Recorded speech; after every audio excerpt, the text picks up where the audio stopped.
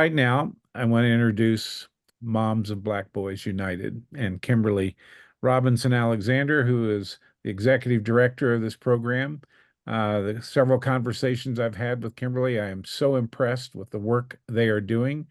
I think they're in 8 cities and the District of Columbia, or 8 states and the District of Columbia, and they're doing some impressive work to really give mothers and or moms the resources they need to support their young people, particularly young men in the community. And so ask Kimberly to do a presentation. We'll have time at the end for questions or discussion. And Kimberly, I'll let you add to your introduction. It's very impressive in terms of your personal bio and the work that you do. I saw you on Facebook meeting with the Congressional Black Caucus a couple of weeks ago, and you're having an influence, and we're honored to have you a part of ACT Now. So, Kimberly, I'll turn it over to you. Thank you so much, Jim. I really appreciate it. I am happy to be part of this organization and looking forward to getting to know everyone. Tanner did challenge me greatly with my time constraints. So I will keep it moving. I think one of the most important things that I can tell you about me is that I am the mother of 4 and grandmother of 1.5. I have a 30-year-old daughter, a 26-year-old son, a 24-year-old daughter today, and I have an 18-year-old son, 10-year-old granddaughter, and one that's cooking. Outside of that, I have been a nurse by trade for 15 years. Part of Mob United since its inception, was a board member, and took over as executive director in June of 2023. It has been a labor of love from the very beginning and continues to be that for me. I want to start with an opening video. Tana, it's embedded in the picture, so if you just click on the picture.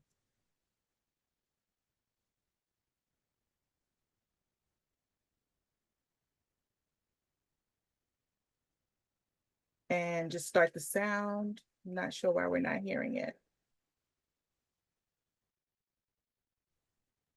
Can you not hear it? No, we can't hear it. Maybe I'll stop sharing and let you share. Sure. Maybe it'll work because you're presenting. Sounds good. Just playing loud in my headphones. No worries. I am going to go to the deck. And are you seeing the deck? Yep. All right, perfect.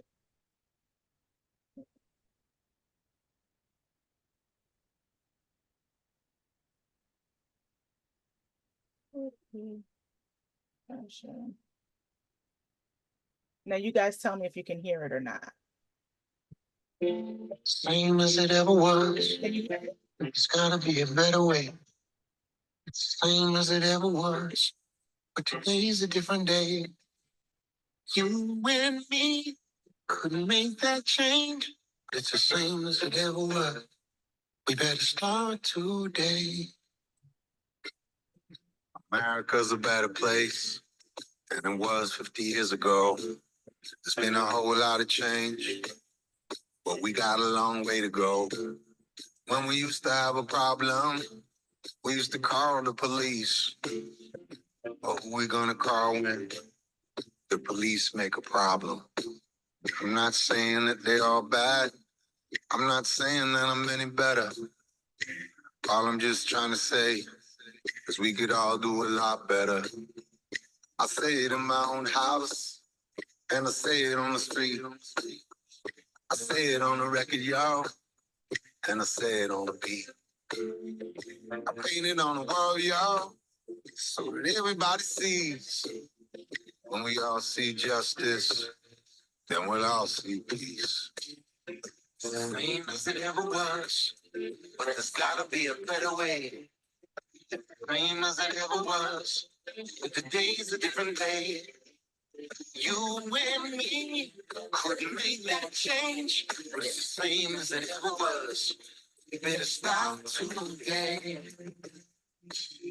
A revolution is a battle between the future and the past.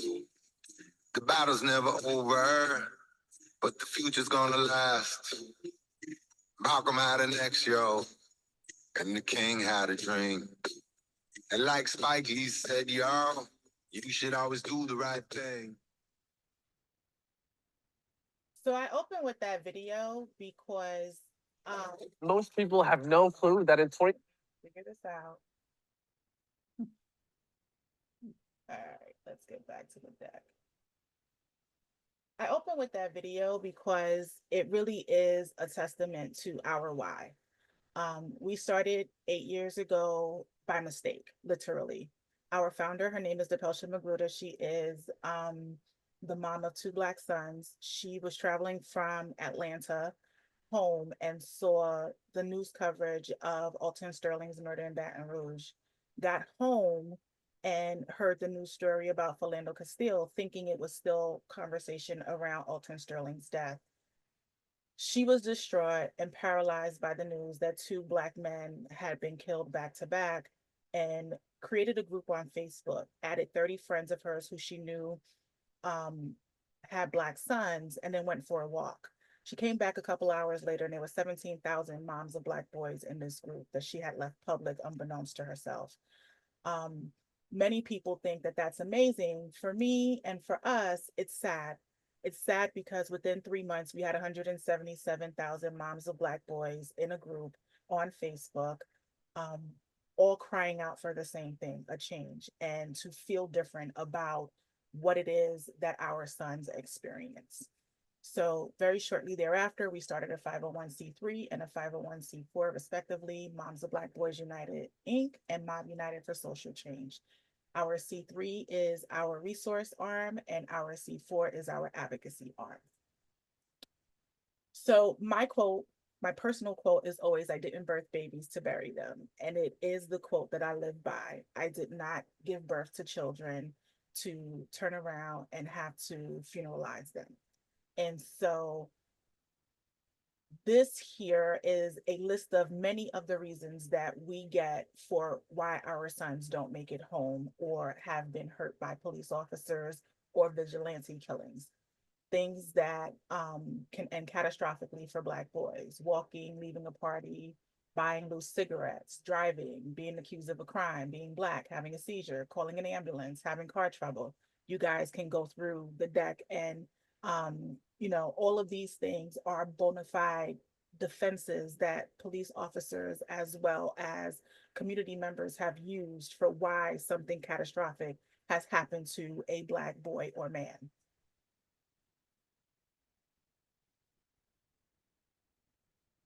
Full transparent moment. I'm a bit distracted. No, seriously, because I am literally receiving text messages right now that my son is in custody. They have my 17-year-old son who fit the description. Your son? My son. That's why I keep looking down. I am literally receiving text messages right now. And had to text a friend to check on him to find out what is going on. But he is being accused of trespassing at a store, and now an officer is running his background. He's 17. Mm-hmm. But these are the moments, like my heart is in my stomach, because these are the kinds of moments that can go so drastically wrong. So I'm sitting and I'm having a conversation moment, and I'm getting a blow by blow narration of exactly what's happening. You're doing this podcast. I'm doing this podcast, and I'm gonna keep on doing this podcast because it's real life. This is what it's like, ladies and gentlemen, for moms of Black boys. This is it. This is it. This is it right here.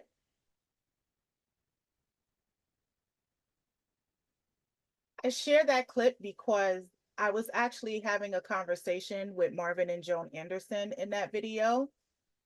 Marvin was accused of raping, sodomizing, and attempting to kill a white woman down south. And subsequent to that, spent 30 years in prison for a crime he did not commit, was exonerated by the Innocence Project of New York, received a settlement, and has now dedicated his life to doing work around the Innocence Project. So in the midst of talking to a man who had been wrongfully accused, my 17-year-old son was in police custody.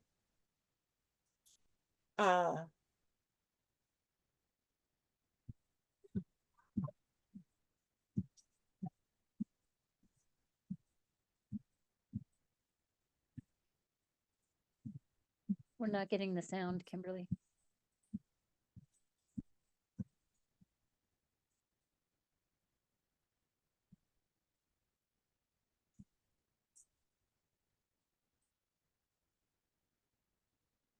That's who our children really are.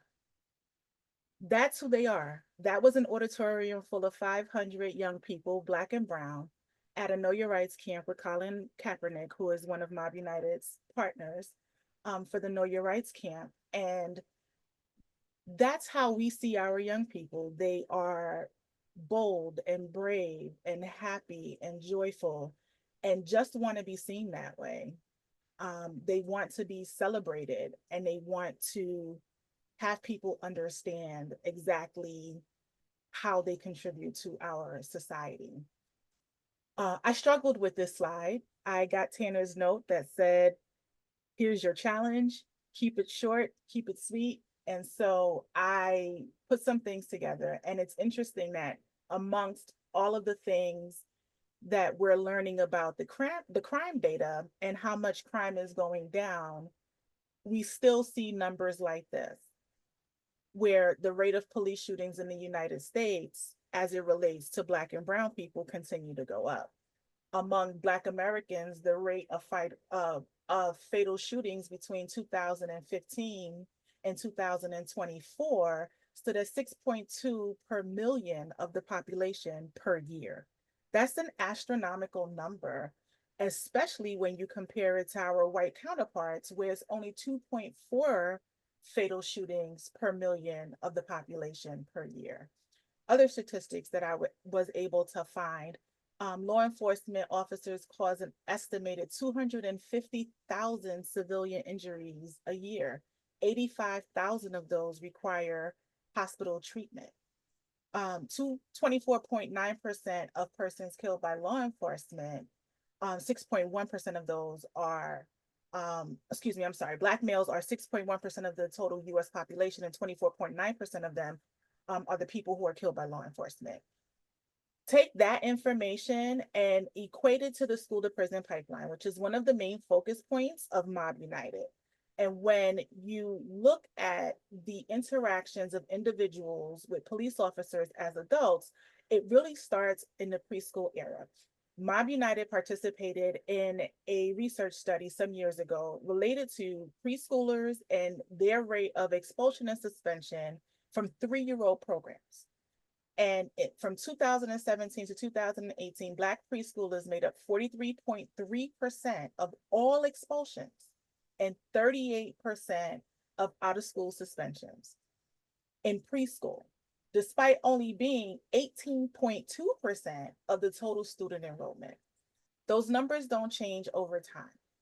The same is true for grade school. The amount of expulsions and suspensions that happen in grade school, and especially since we now have SRO officers in the school who are criminal minded, and not that they engage in criminality, but their job is to deal with criminals. And so that is what they see when they're in the schools. I'm not going to go through all of this. I know this deck will be available to everyone, so I want to move on. One thing that I want to highlight is I added links to a couple of studies down here because I think they are really informational, and I hope that you guys have an opportunity to look at them.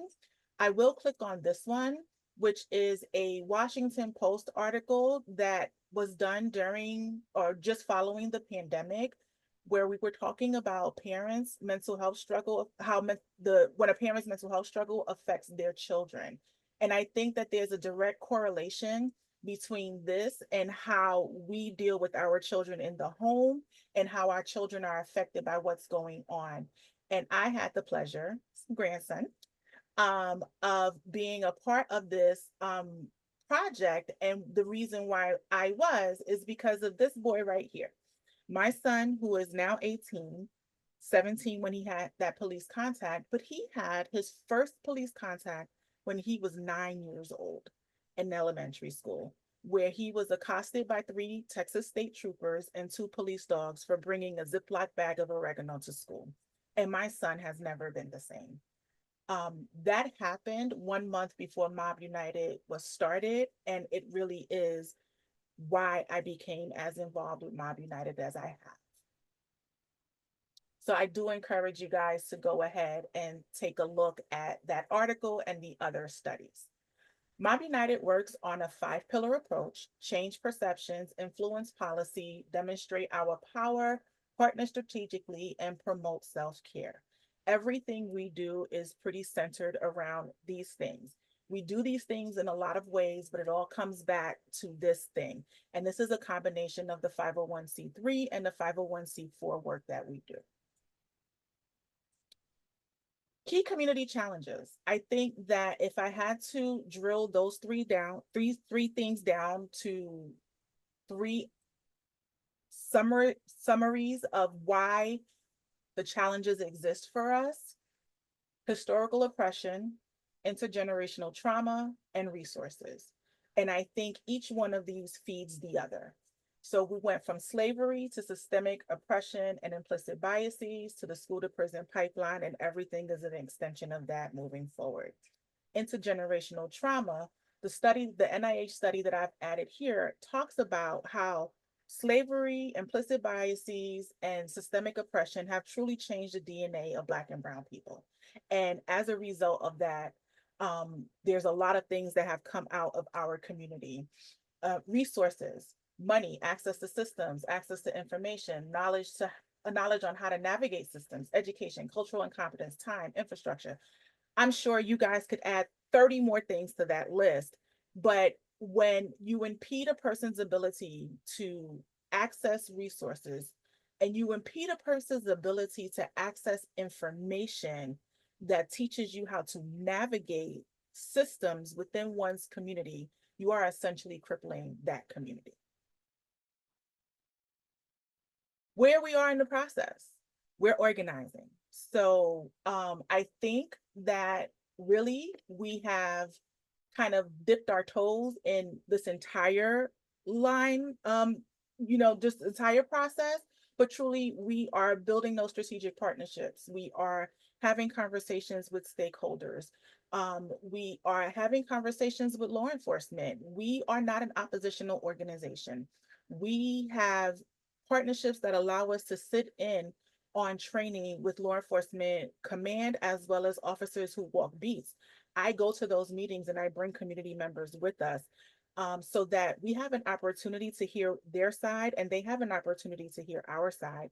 We are working with lawmakers. We are working with individuals within the community. We do a ton of education around all things: mental health, mental illness, what that looks like, how to be protective, what should we be saying, how to communicate, how to ask questions, how to access systems. And so we have been organizing for a long time, but with the opportunity to have someone dedicated to this full time, we have seen great strides and great movement in just our ability to have conversations and our ability to influence the things that are happening. And so it's really been a great process thus far. One exciting thing that I want to share here as it relates to the work that we are doing in conjunction with Act Now is I am in the process of completing my background check for a partnership with the school body that is a part of juvenile probation here in Harris County. I have a relationship with the chief probation officer, Henry Gonzalez, and we are in the process of basically working with the youth that are part of a GED program and vocational program through juvenile probation to find out what happened and where the breakdown was in terms of why they became disenfranchised from the traditional educational system. We are talking to them, we are talking to their parents, and then conversely, we will have conversations with those who have subscribed to mainstream education who are Black and Brown and those parents, and find out what the differences are. This work is a long-term project, but it is in the hopes of changing how educators are trained, giving them more insight around why it is that cookie cutter education and cookie cutter discipline does not work. We want to encourage schools to have healing circles, have restorative justice rather than just expulsion and suspension. And so we are in the beginning stages of developing that work now. This was a prayer breakfast that we had for youth where we gave all of the kiddos ties and we showed them how to tie them. And the video here that I'll show you is the last 6 months in review.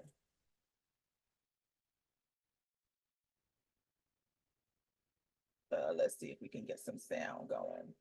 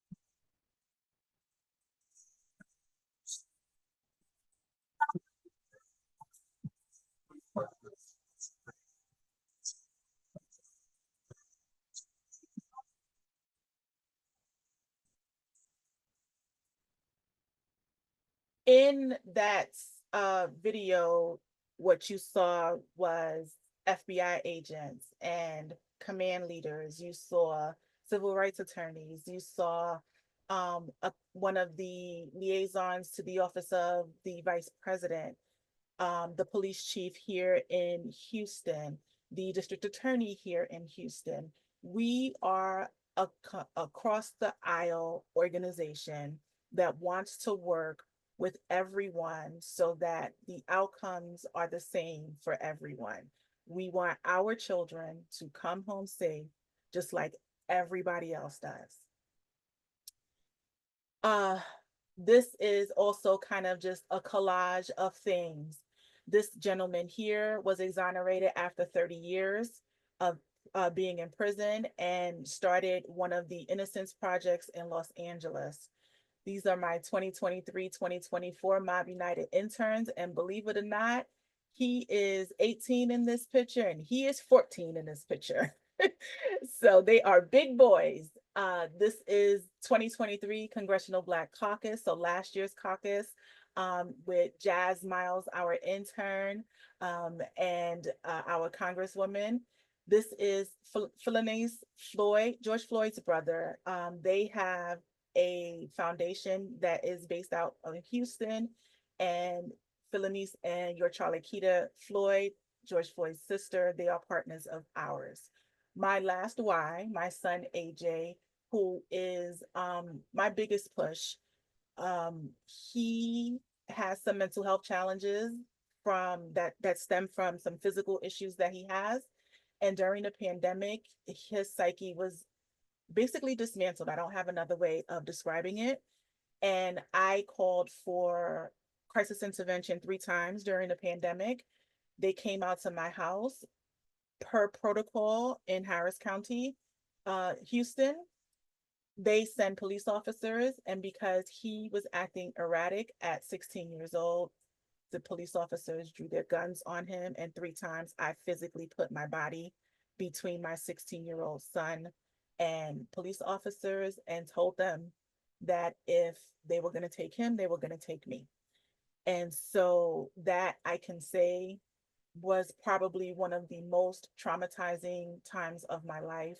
He was hospitalized 3 times for suicidal ideation attempts and being in a mental health crisis. He is the reason why I keep pushing.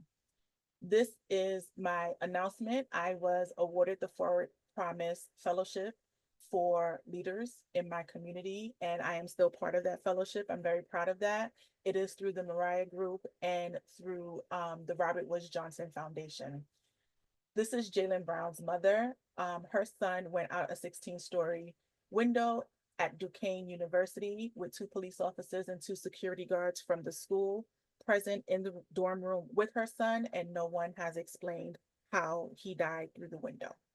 This is Eric Garner's mother. He was killed by chokehold on Staten Island.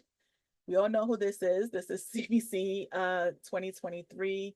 We did lose Sheila this year to pancreatic cancer, but she will always be part of Houston's history, and she was a fierce advocate of the work that we are doing. This is from Command Training, a community organization called Dedication to Community. We had a training where we brought both sides of the aisle together again. As you can see, everyone from myself, Ben Crump, these were all command leaders. So these were not individuals who walk the beat, but the people who are sending them out to do so. And we had a very robust 3-day conversation in Miami about how we can make change. This was a picnic that I spoke at for Lehigh Valley Promise Neighborhood. It is an anti-gun violence organization led by a gentleman who spent 17 years in prison and came home dedicated to repairing the community. So Dr. Hassan Batts founded and runs that organization. And he is another one of our partners. We went out there with 50 some odd young people and barbecued and fried fish and had a good old time. This gentleman here, he was exonerated after 20 years, and we met at an organizational awards that ceremony we were at, and he just kind of shared his story. This is another dedication to community meeting that we had also in Miami, but the people you see in this picture are actually the individuals who walk the beat. And so we had a conversation. I had the opportunity to bring my intern Jazz with me to this one. So he was part of the solution and did a very awesome job just conversing with the officers about how he felt as an 18-year-old young man. Oscar Grant's mother here, Wanda, Oscar Grant was killed at Fruitvale Station in California, and she has started a foundation in his name. Robin Smith, Dr. Robin Smith, who used to be the resident psychologist for Oprah Winfrey. She is also one of our partners.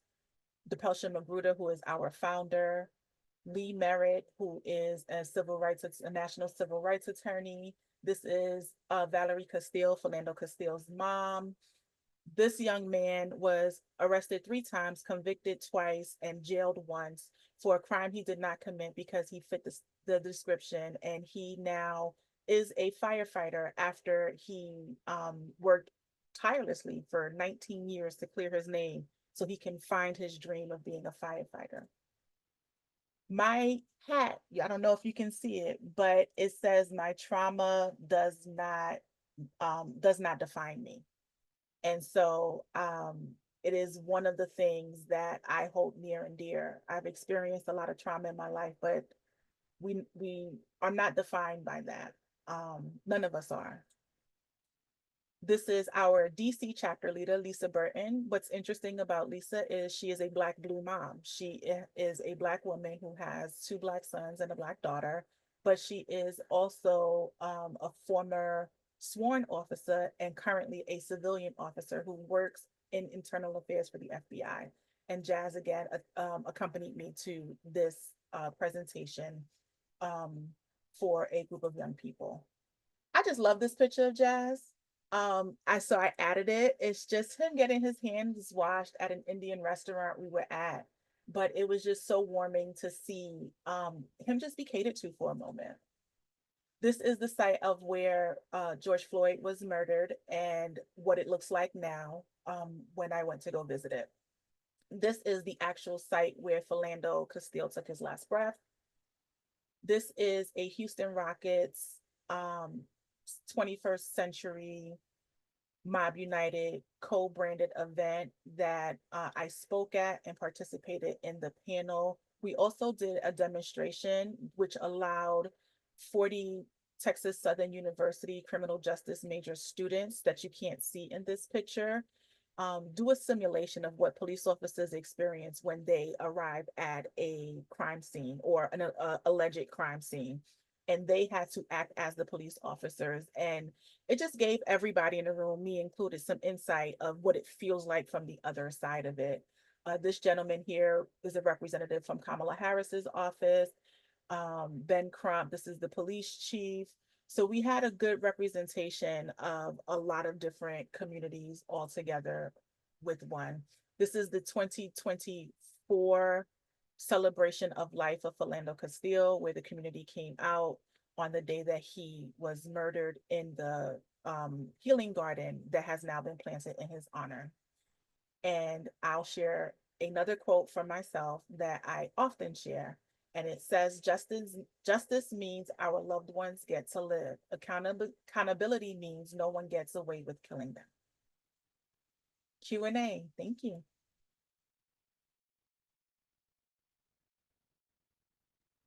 Now, I Thank you, hope I Kimberly. talk fast or Yeah. Thank you, Kimberly. That's powerful. And the influence not only in your own community, but across the country that you're having, and you're giving voice to moms that are often silenced in this process. And so we really appreciate you being a part of Act Now. And it really reflects a commitment to keep kids out of the criminal justice system and providing those kinds of services. Any questions for Kimberly? Kimberly, could you talk for just a minute about how many communities are kind of coalescing or organizing, and what that looks like? Are they formal, informal? How can we help in a meaningful way, not co-opt, but to truly support what you're doing? Talk to us about that. So currently we have 9 national chapters, like Jim shared. But we also have representatives that we can call on nationally. So for instance, if something happens, I don't know, in Phoenix, there's a person who I can call in Phoenix and say, hey, this is going on. We need more information about this. We want to speak out. Good example of that. Actually, I said Phoenix and didn't even realize that it kind of segues in. But a good example of that is there's a gentleman who was just beat up by the police in Phoenix, where he's deaf and he has special needs, and so could not hear the commands of the officer who was talking to him, and it was viewed as defiance, and so they beat him up. That is one issue that Mob United is now working with contacts we have in Phoenix to get more information about what happened and how we can advocate on his behalf. The other part of that, though, is one of our other partners is Blue Runway for Autism. And this young man, Eric Carpenter Grantham, he is autistic. He's 20 years old. And we have highlighted him several times on our autism awareness showcase that we do every April. He has created a bill that's actually at the House right now to be able to put small decals by choice on people's identifications, any identifications that will help to identify silent disabilities. That is one way that we can help stop these kinds of things from happening. The easiest way to support us is always the same, right? Share our content, subscribe to our LinkedIn, Facebook, Instagram, whatever Twitter is now, TikTok. We're on all of those platforms. We share content on all of those platforms. Subscribe so that you get our information, you know, when our podcasts are launching. We have several initiatives going on right now. One of the biggest ones is our Level Up the Vote initiative, which is much less about telling people to go register to vote and much more about making people aware of how we're impacted by the vote. 7 to 10% of individuals vote in local elections, which means that 7 to 10% of your population, your very population, get to decide what happens for you. And if you're not participating in that, then your voice is truly not heard. So, you know, outside of the national elections, which are very, very important, and we know that our locales, where we have our police chiefs, where we have our judges, we can't complain about the judge and the police officers and all of that stuff if we're not participating in that process. We have our image campaign. We have our GRACE campaign. Our GRACE campaign says you don't have to be the perfect citizen to be protected. So there are lots of different ways, and always, you can always go to donate. Like everybody, all of us probably on this call need money to get these initiatives done. So that's always a thing that you can do as well. Kimberly, how do our sites, if they want more information or they want to become part Mhm. of your movement, what are the steps they would take to do that? Shoot me an email. We can set up a call, have a conversation, see where the synergy is so that we can figure out, where we can partner in different projects. If we have one, if you have one, if you don't, we can make one. I don't like to reinvent the wheel. Full transparency, I'm the only full-time paid employee for Mob United. I work with 20 to 25 volunteers and 2 contract employees, one who is a grant writer and one who handles our online content and our graphic development. So if you got it and we need it, or I got it and you need it, let's do it together. Any questions or comments? I see a few things in the chat. Let me open it and see if there's anything to answer here. Okay.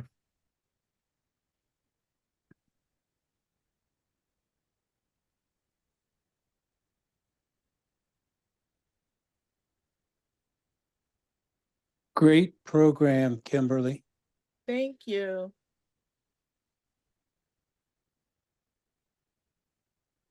Okay, I don't see any questions. Thank you for all of the positive comments, and I will grab contact information from the chat. Is there anything else I can share? This is a small snippet of the work that we do. We really do a lot of different things. I really do encourage you to visit www.mobunited.org, and I'll drop that in the chat because there's a lot of different avenues that we touch. We support a lot of families who have been impacted by this kind of thing. Lots of moms who have lost their children, and lots of moms who don't want to lose their children. So visit the website and let's see where the synergy lies. Yeah. Kimberly, thank you very much. Appreciate your leadership.